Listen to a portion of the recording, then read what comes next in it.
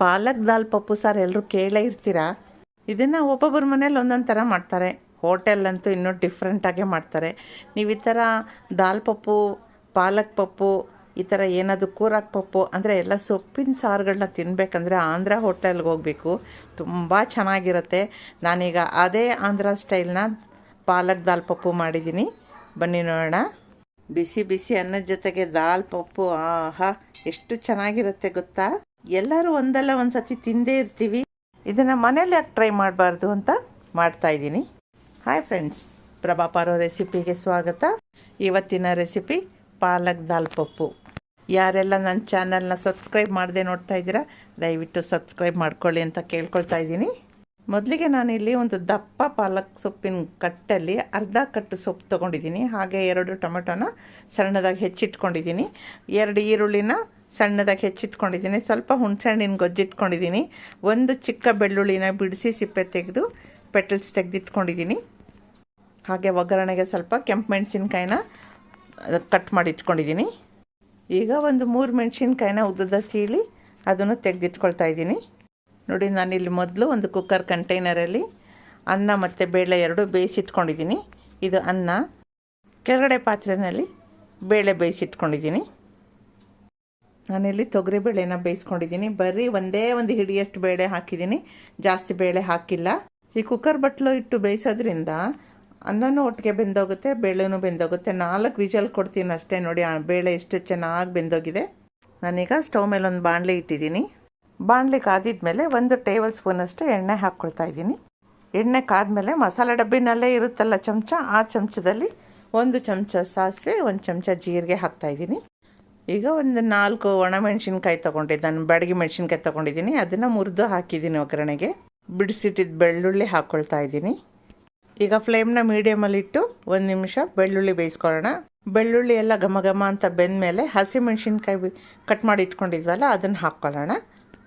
ಅದರದ್ದು ಹಸಿ ವಾಸನೆ ಹೋಗಬೇಕು. ಹಾಗೆಯೇ ಸಿಪ್ಪೆ ಕೂಡ ಸ್ವಲ್ಪ ಬೆಳ್ಳಗಾಗಬೇಕು, ಅಲ್ಲಿ ತನಕ ಬೇಯಿಸ್ಕೋಬೇಕು. ಈಗ ಸ್ವಲ್ಪ ಹಿಂಗೆ ಹಾಕ್ಕೊಳ್ಳೋಣ, ಒಂದು 4 ಚಿಟಿಕೆ ಅಷ್ಟು. ಫ್ಲೇಮ್ ಫುಲ್ ಲೋ ಮಾಡ್ಕೊಂಬಿಡಿ. ಈಗ ಈರುಳ್ಳಿ ಹಾಕ್ಕೊಳ್ಳೋಣ. ಈರುಳ್ಳಿ ಹಾಕ್ಕೊಂಡು ಅದನ್ನು ಸೌಟಲ್ಲಿ ಚೆನ್ನಾಗಿ ಈ ಥರ ಕೆದಕ್ಕೋಬೇಕು. ಈಗ ಫ್ಲೇಮ್ನ ಸ್ವಲ್ಪ ಮೀಡಿಯಮ್ ಮಾಡ್ಕೊಳ್ತೀನಿ. ಈರುಳ್ಳಿನೂ ಸ್ವಲ್ಪ ಬೇಯಬೇಕು. ಈರುಳ್ಳಿ ಬಣ್ಣ ಚೇಂಜ್ ಆಗೋವರೆಗೂ ಚೆನ್ನಾಗಿ ಥರ ಸೌಟಲ್ಲಿ ಕೆದಕ್ತಾ ಇರಬೇಕು. ಈಗ ಈರುಳ್ಳಿ ಬಣ್ಣ ಬದಲಾಯಿಸಿದ ಮೇಲೆ ಟೊಮೆಟೊ ಹಾಕ್ಕೊಳ್ಳೋಣ. ಈಗ ಟೊಮೆಟೊ ಈರುಳ್ಳಿ ಎಲ್ಲ ಚೆನ್ನಾಗಿ ಹೊಂದ್ಕೊಳ್ಳೋ ಥರ ಚೆನ್ನಾಗಿ ಹುರಿಬೇಕು. ಈಗ ಫ್ಲೇಮ್ನ ಜೋರು ಮಾಡ್ಕೊಂಬಿಡಿ. ಟೊಮೆಟೊ ಹಾಕಿದ ಮೇಲೆ ಯಾಕಪ್ಪ ಫ್ಲೇಮ್ ಜಾಸ್ತಿ ಮಾಡಬೇಕು ಅಂದರೆ ಟೊಮೆಟೊ ಬೇಯ್ತಾ ಬೇಯ್ತಾ ರಸ ಬಿಡುತ್ತೆ. ಸೊ ಯಾವುದೂ ಇಲ್ಲಿ ಸೀದೋಗಲ್ಲ, ಅದಕ್ಕೋಸ್ಕರ ಫ್ಲೇಮ್ ಜಾಸ್ತಿ ಮಾಡ್ಕೋಬೇಕು. ಈಗ ಸ್ವಲ್ಪ ಉಪ್ಪು ಹಾಕ್ಕೊಳ್ಳೋಣ. ಇದಕ್ಕೆ ಚೆನ್ನಾಗಿ ಉದುರಿಸ್ಕೊಂಡು ಟೊಮೆಟೊ ಚೆನ್ನಾಗಿ ಬೇಗ ಬೇಯುತ್ತೆ. ಈರುಳ್ಳಿನೂ ರಸ ಬಿಡುತ್ತೆ, ಟೊಮೆಟೊನೂ ರಸ ಬಿಡುತ್ತೆ. ಹಾಗೆ ಉಪ್ಪು ಹಾಕೋದ್ರಿಂದ ಎಲ್ಲ ಬೇಗ ಬೆಂದ್ಕೊಳ್ಳುತ್ತೆ. ಈಗ ಅರಿಶಿನದ ಪುಡಿ 1 ಚಮಚ, ಅಂದರೆ ಚಿಕ್ಕ ಸ್ಪೂನಲ್ಲಿ, ಅದನ್ನು ಒಂದು ಸೌಟಲ್ಲಿ ತೊಗೊಂಡಿರ್ತಾರೆ ಕೆದ್ಕೊಂಡು ಮಿಕ್ಸ್ ಮಾಡ್ಕೊಳ್ಳಿ. ಸಾಂಬಾರು ಪುಡಿ 1 ಚಮಚ ಹಾಕ್ಕೊಳ್ಳೋಣ. ಬೇಕಿದ್ರೆ ಹಸಿಮೆಣ್ಸಿನ ಪುಡಿನೂ ಹಾಕ್ಕೋಬೋದು. ಇದಕ್ಕೀಗ ಚೆನ್ನಾಗಿ ಒಂದು ಮಿಕ್ಸ್ ಕೊಡೋಣ. ಚೆನ್ನಾಗಿ ಹೊಂದ್ಕೋಬೇಕು ಆ ಥರ. ಈಗ ಫ್ಲೇಮ್ನ ಮೀಡಿಯಮಲ್ಲಿ ಇಟ್ಕೊಳ್ಳಿ, ಇಲ್ಲದೇ ಇದ್ದರೆ ಪುಡಿ ಹಾಕಿರೋದ್ರಿಂದ ತಳದಲ್ಲಿ ಪುಡಿ ಸೀದೋಗುತ್ತೆ. ಈಗ ನಾವು ಪಾಲಕ್ ಸೊಪ್ಪನ್ನ ಚೆನ್ನಾಗಿ ಥರ ಪುಡಿ ಪುಡಿಯಾಗಿ ಕಟ್ ಮಾಡಿ ಇಟ್ಕೊಂಡಿರಬೇಕು. ಅದನ್ನು ಇದಕ್ಕೆ ಹಾಕ್ಕೊಳ್ಳೋಣ.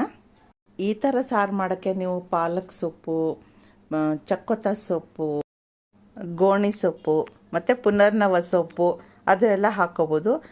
ಈಗ ಇದನ್ನೆಲ್ಲ ಚೆನ್ನಾಗಿ ಥರ ಒಂದು ಸೊಪ್ಪೆಲ್ಲ ಅದರೊಳಗೆ ಚೆನ್ನಾಗಿ ಬೆಂದ್ಕೊಳ್ಳೋ ಥರ ಮಿಕ್ಸ್ ಮಾಡ್ಕೊಳ್ಳೋಣ. ಇದೆಲ್ಲ ಚೆನ್ನಾಗಿ ಮಿಕ್ಸ್ ಆದಮೇಲೆ ಫ್ಲೇಮ್ನ ನಾವು ಲೋ ಮಾಡ್ಕೊಂಬಿಡೋಣ. ಈ ಥರ ಹುರಿಯೋವಾಗ ಸೊಪ್ಪಿಂದನೂ ಕೂಡ ಚೆನ್ನಾಗಿ ನೀರು ಬರುತ್ತೆ. ಆ ನೀರೆಲ್ಲ ಬಂದಾದಮೇಲೆ ನಾವು ಹುಣಸೆಹಣ್ಣಿನ ಗೊಜ್ಜಿಟ್ಕೊಂಡಿದ್ದೀವಲ್ಲ, ಆ ಗೊಜ್ಜನ್ನು ಇದಕ್ಕೆ ಹಾಕ್ಕೊಂಬಿಡೋಣ. ಹುಣಸೆಹಣ್ಣಿನ ಗೊಜ್ಜೆಲ್ಲ ಇದಕ್ಕೆ ಚೆನ್ನಾಗಿ ಮಿಕ್ಸ್ ಆಗೋ ಥರ ಚೆನ್ನಾಗಿ ಮಗಿಸ್ಕೋಬೇಕು. ಆಮೇಲೆ ಇದಕ್ಕೆ ಮುಚ್ಚಳ ಮುಚ್ಚಿ ಒಂದು 5 ನಿಮಿಷ ಅದನ್ನು ಚೆನ್ನಾಗಿ ಬೇಯಿಸ್ಕೋಬೇಕು. ಮಧ್ಯ ಮಧ್ಯ ಒಂದು ಸಲ ತೆಗೆದು ಮಗುಚ್ಕೋತಾ ಇರಬೇಕು. ನೋಡಿ, ಈಗ ಎಲ್ಲ ನೀರೆಲ್ಲ ಸುಂಡೋಗಿ ಈ ಥರ ಚೆನ್ನಾಗಿ ಮೆತ್ತಗಾಗಿದೆ ಸೊಪ್ಪೆಲ್ಲ. ಈಗ ಬೇಳೆ ಮೆಳಿತಿದ್ದ ನೀರನ್ನೆಲ್ಲ ಇದಕ್ಕೆ ಹಾಕ್ಬಿಡೋಣ. ಈಗ ಸೊಪ್ಪು ನೀರು ಎಲ್ಲ ಚೆನ್ನಾಗಿ ಹೊಂದ್ಕೊಳ್ಳೋ ಥರ ಸೌಟಲ್ಲಿ ಚೆನ್ನಾಗಿ ಕೆದಕಬೇಕು. ಬೇಳೆನ ಈ ಥರ ಮಸಿಯೋ ಕೋಲಲ್ಲಿ ಚೆನ್ನಾಗಿರ್ತಾರೆ. ಸುಮ್ಮನೆ 1-2 ಸತಿ ಹಿಂಗಂದರೆ ಮಸ್ಕೊಂಬಿಡುತ್ತೆ. ಆ ಬೇಳೆನೂ ಇದಕ್ಕೆ ಮಿಕ್ಸ್ ಮಾಡಿಬಿಡ್ಬೇಕು. ಈ ಸಾರೆಲ್ಲ ಸ್ವಲ್ಪ ಗಟ್ಟಿಯಾಗಿದ್ರೇ ಚೆನ್ನಾಗಿರುತ್ತೆ. ಈಗ ಕುಕ್ಕರ್ ತೊಳ್ದು ಸ್ವಲ್ಪ ನೀರು ಹಾಕ್ಕೊಳ್ತಾ ಇದ್ದೀನಿ. ಈಗ ಇದೆಲ್ಲ ಚೆನ್ನಾಗಿ ಹೊಂದ್ಕೊಳ್ಳೋ ಥರ ಮಿಕ್ಸ್ ಮಾಡಬೇಕು. ಈ ಸಮಯದಲ್ಲಿ ನಿಮಗೆ ಉಪ್ಪು ಹುಳಿ ಎಲ್ಲ ಸರಿ ಇದೆಯಾ ನೋಡ್ಕೊಳ್ಳಿ, ಯಾಕಂದರೆ ನಾವು ಮತ್ತೆ ಇದನ್ನು ಒಂದು 2-3 ನಿಮಿಷ ದಮ್ಮಾಗಕ್ಕೆ ಬಿಡಿಸಿವಲ್ವ, ಸೊ ಅದನ್ನು ದಮ್ಮಾಗೋಗುತ್ತೆ. ಆಹಾ, ಸೂಪರಾಗಿದೆ ಫ್ರೆಂಡ್ಸ್, ಟೇಸ್ಟ್ ಅಂತೂ ಸಖತ್ತಾಗಿದೆ. ಈ ಸಾರಿನ ಜೊತೆಗೆ ಮುದ್ದೆ, ಬಿಸಿ ಬಿಸಿ ಅನ್ನ ತುಂಬ ಚೆನ್ನಾಗಿರುತ್ತೆ. ಹಾಗೆಯೇ ರವೆ ದೋಸೆ, ರವೆ ರೊಟ್ಟಿಗಂತೂ ಇನ್ನೂ ಚೆನ್ನಾಗಿರುತ್ತೆ. ಫ್ರೆಂಡ್ಸ್, ನಿಮಗೆಲ್ಲ ಈ ರೆಸಿಪಿ ಇಷ್ಟ ಆಗಿದೆ ಅಂದ್ಕೊಳ್ತೀನಿ. ನೀವು ಮನೇಲಿ ಟ್ರೈ ಮಾಡಿ, ಹಾಗೆ ಹೇಗೆ ಬಂತು ಅಂತ ಹೇಳೋದನ್ನು ಮರಿಬೇಡಿ. ಇದೇ ಥರ ಈಸಿ ರೆಸಿಪೀಸ್ಗೆ ನನ್ನ ಚಾನಲ್ನ ಫಾಲೋ ಮಾಡೋದನ್ನು ಮರಿಬೇಡಿ. ನನ್ನೆಲ್ಲ ಸಬ್ಸ್ಕ್ರೈಬರ್ಸ್ಗೂ ತುಂಬ ಹೃದಯದಿಂದ ಧನ್ಯವಾದಗಳನ್ನ ಹೇಳ್ತಾ ಈ ವಿಡಿಯೋ ಕ್ಲೋಸ್ ಮಾಡ್ತಾಯಿದ್ದೀನಿ. Thank you friends.